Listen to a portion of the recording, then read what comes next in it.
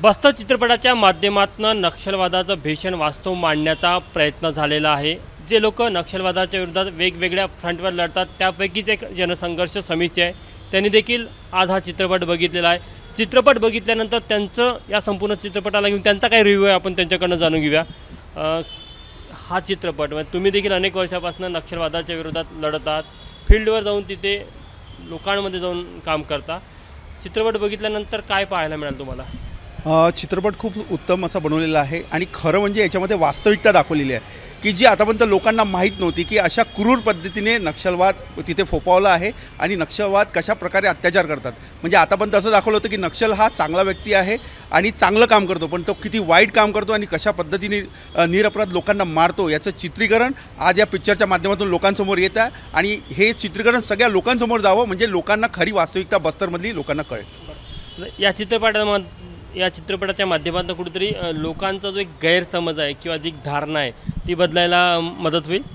हो, नक्की होईल। जर हा मूवी सगळ्यांनी जर बघितला भारतातल्या प्रत्येक व्यक्तींनी तर नक्की होईल। आणि खरं म्हणजे हे युवा लोकांनी बघितलं पाहिजे, कारण आम्ही ज्यावेळेस काम करतो भामरागड तालुक्यामध्ये असो किंवा गडचिरोली भागामध्ये कुठेही असो, तर ज्यावेळेला नक्षल पीडित असलेल्या महिलांना किंवा त्यांच्या परिवारांना ज्यावेळेला भेटत असतो तर त्यावेळी त्यांच्या चेहऱ्यावरची जी मायुसी असते किंवा त्यांच्या परिवारातल्या लोकांमध्ये जे एक भीती असते त्यांच्याविषयी म्हणजे नक्षल पीडित व्यक्तींसाठी, तर ते खूप भयानक असते। म्हणजे आम्हाला पण कधी कधी असं वाटते की आपण कुठल्या भारतामध्ये आहोत। आजही भारत म्हणजे आपल्याला वाटते की स्वातंत्र्य झालेलं आहे, पण अजूनही स्वातंत्र्य झालेला नाही आहे। कारण अजूनही आपण जर खऱ्या याच्यामध्ये जर आतमध्ये गेलो आणि ते परिस्थिती बघितली तर खरं तिथे कळतं आपल्याला की आपण कुठे आहोत बा म्हणून।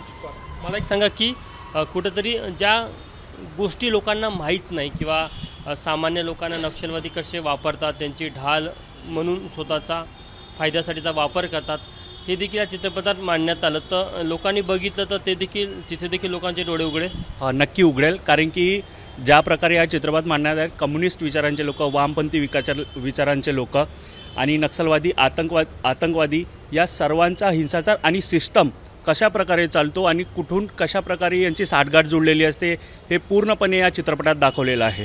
ज्या प्रकारे माओवादी किंवा नक्षलवादी या शहरातील लोकांकडून किंवा या देशातील लोकांकडून सहानुभूती गोळा करून स्वतःची सिंपती जमा करतात, त्याचं मूळ या चित्रपटामध्ये किंवा या चित्रपटात ते किती क्रूर आहे ती सहानुभूती लोक विसरतील, नक्कीच विसरतील। एक आदिवासी भागामध्ये ही नक्षलवाद जी एक भीषण समस्या आहे, कुठेतरी या चित्रपटाच्या माध्यमातून त्या समस्येला वाचा फोडण्याचा प्रयत्न झाला।